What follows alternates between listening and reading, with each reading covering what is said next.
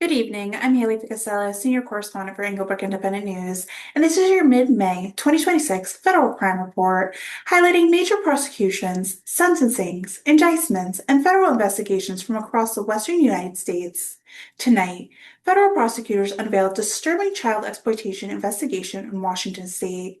A convicted serial arsonist receives 20 years in prison after investigators linked him to multiple devastating wildfires across eastern Washington.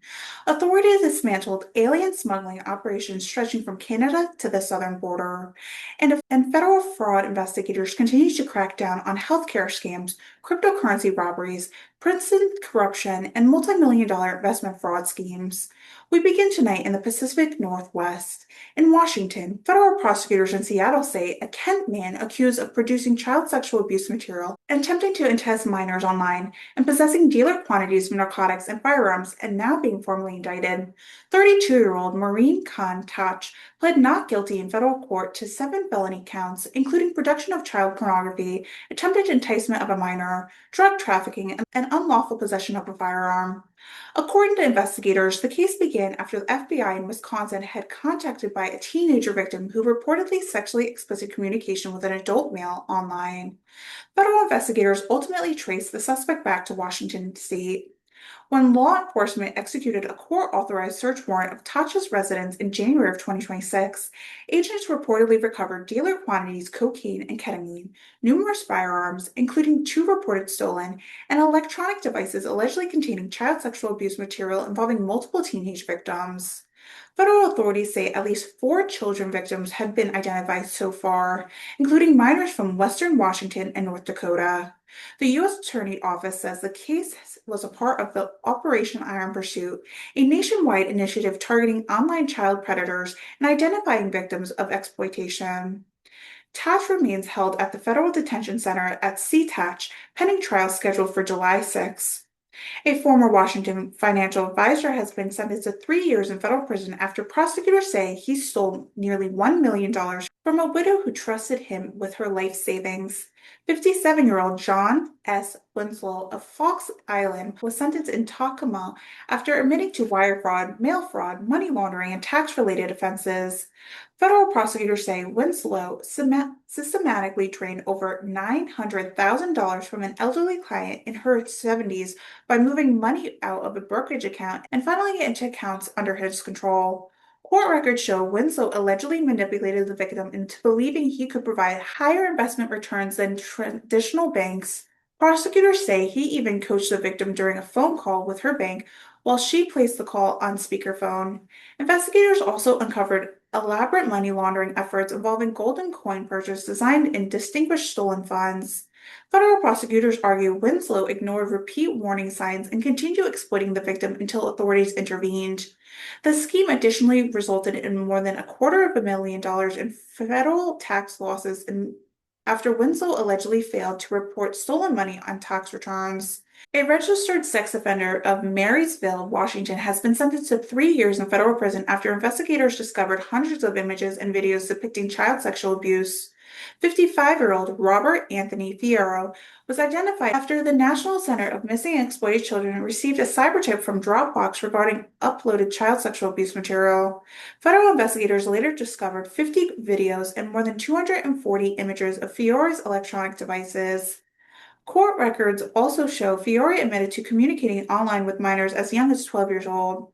During the sentencing, federal prosecutors emphasized long-term harm caused by circulation and consumption of child sexual abuse material, stating such crimes perpetrate ongoing exploitation and trauma for victims.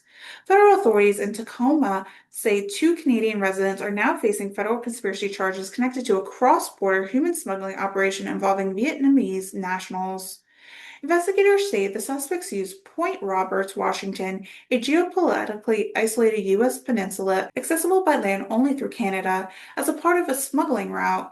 Authorities say 8 Vietnamese nationals illegally crossed into the United States via a beach crossing before boarding a charter flight from Point Roberts to Bellingham. Federal investigators say some migrants agreed to pay between $13,000 and $15,000 to smuggling coordinators. The accused smugglers, identified as Van View and John High, were arrested near Burlington Airport. The investigation remains ongoing. Federal prosecutors say a Jamaican national who preyed upon elderly Washington women through a year-long lottery scam has been sentenced to 3 years in federal prison. 34-year-old Rashad Andrew Carty convinced a 73-year-old victim she had won $22 million through a publisher clearinghouse, but first needed to pay taxes and fees to access her winnings. Authorities say over a 4-year period, the victim spent more than $600,000 to a money carrier tied to the fraud network. Investigators say the victim was ultimately pressed into borrowing against and eventually selling her home. Carey was extradited from Jamaica last year and pled guilty earlier this year. Federal prosecutors warn the scheme may have victimized additional individuals across the United States. A former Seattle area real estate broker has been sentenced to 55 months in prison, followed by her conviction in a $2.4 million investment fraud scheme.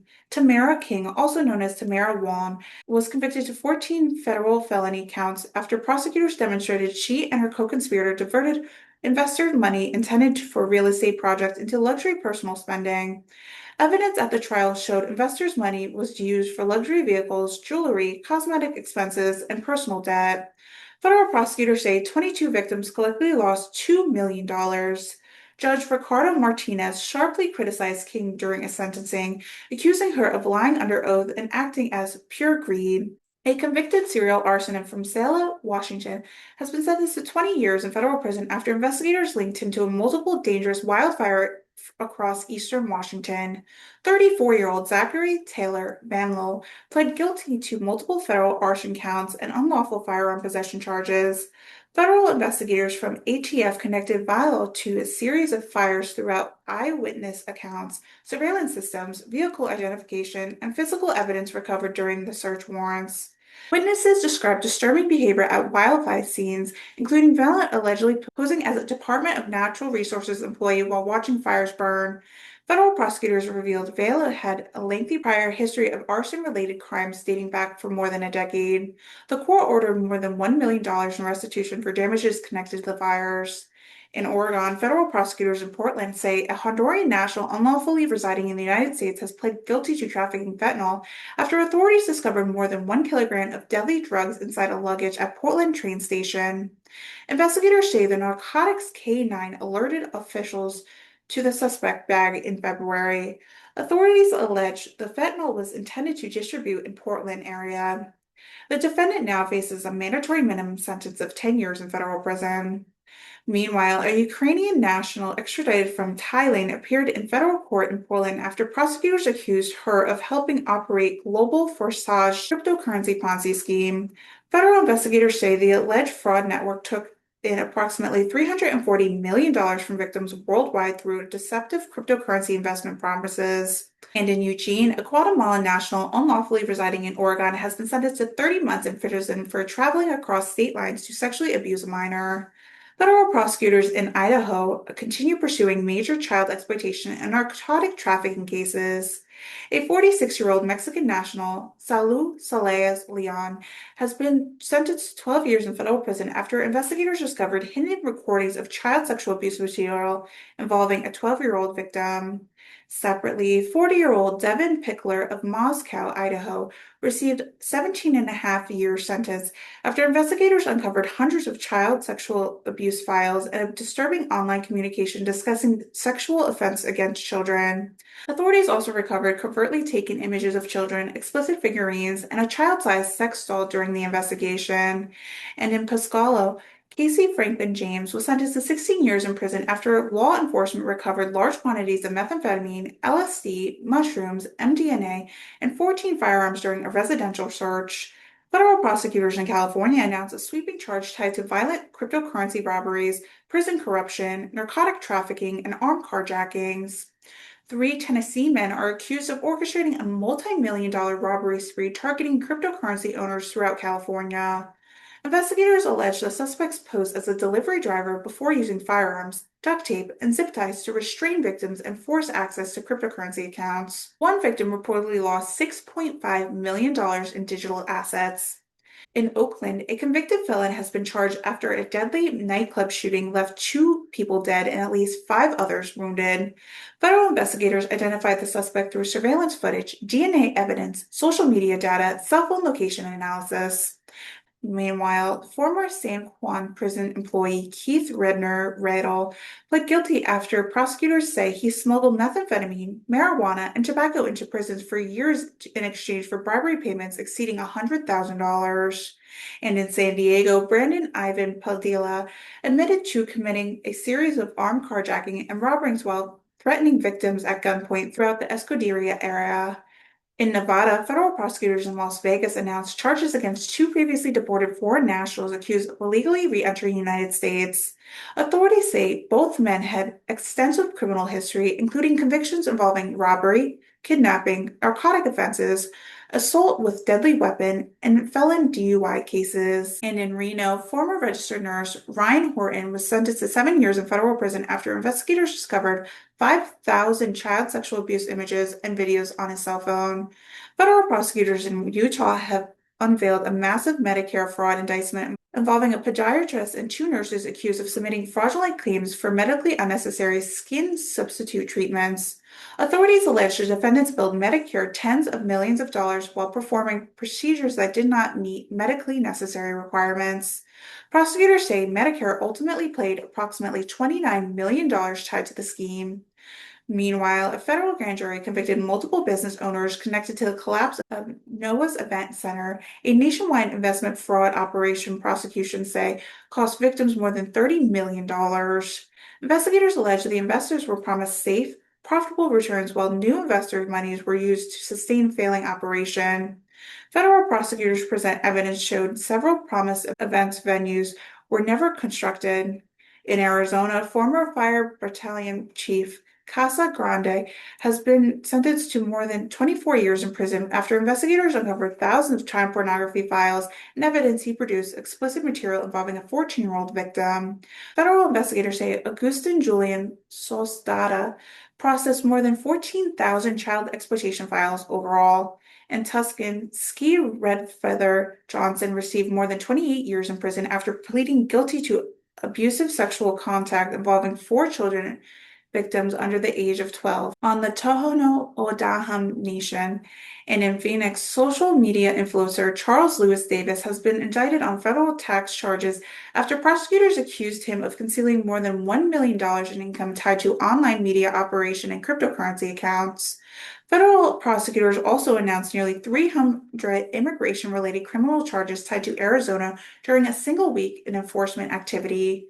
In New Mexico, a federal jury in Albuquerque convicted Tevin King followed a dramatic multi-city pursuit involving approximately 16,000 fentanyl pills thrown from a fleeing vehicle during a chase throughout the eastern New Mexico. Authorities say the pursuit ended after Kings collided with law enforcement vehicle in Clovis. Elsewhere in New Mexico, federal prosecutors announced multiple violent crimes sentencing involving assault, shooting, and murder cases tied to Nadra Nation communities. Federal officials additionally report a dramatic rise in border security prosecutions over the past year, with more than 19,000 criminal cases tied to immigration enforcement, smuggling, narcotic trafficking, and firearm offenses.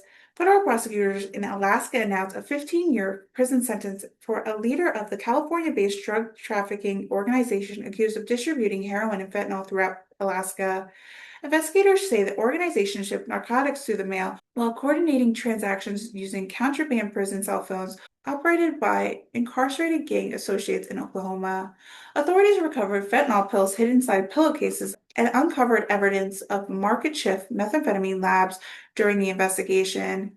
And in Kodak, two Wasilla men were sentenced after running an illegal guide and outfitter business that violated federal wildlife laws. The court imposed worldwide hunting and fishing ban against both defendants. Federal prosecutors in Hawaii say a Kapana woman has been sentenced to 40 months in prison after fraudulently obtaining more than $126,000 through COVID-era rental assistance programs. Authorities say Kalani Kue used stolen identities and falsified documents to obtain federal relief funds intended for struggling families during the pandemic. And in a case drawing national attention, a Washington state man has been charged after allegedly throwing a large rock at an endangered Hawaiian monk seal known as Alani near Maui. Witnesses reported confronting the suspect immediately after the incident, and federal authorities arrested him near Seattle. If convicted, he faces a possible prison time and substantial federal fines under both the Endangered Species Act and Marine Mammal Protection Act. Federal prosecutors across the western United States continue confronting a broader range of criminal activity, from child exploitation and fentanyl trafficking to healthcare fraud, organized smuggling operations, financial crime, violent offenses, and cyber-enabled fraud schemes. As always, many of these cases remain allegations until proven in court, while convicted defendants continue awaiting sentencing as ongoing federal proceedings. For continued coverage of federal courts, criminal investigation, public corruption, narcotic trafficking, border enforcement, and major national criminal developments, stay with Englebrook Independent News. I'm Haylee Ficuciello. Thank you for joining us for the mid-May 2026 edition of the Federal Crime Report. Good night.